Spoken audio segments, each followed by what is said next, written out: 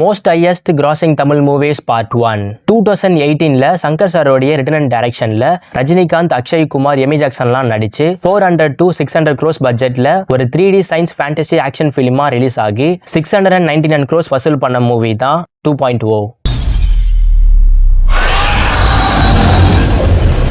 2023ல லோகேஷ் கனகராஜனாவுடைய written and டைரக்ஷன்ல விஜய், த்ரிஷா, அர்ஜுன், சஞ்சய் தட்லாம் நடிச்சு 250 to 350 crores பட்ஜெட்ல ஒரு ஆக்ஷன் த்ரில்லர் ஃபிலிமா ரிலீஸ் ஆகி 595 to 620 crores வசூல் பண்ண மூவி தான் லியோ.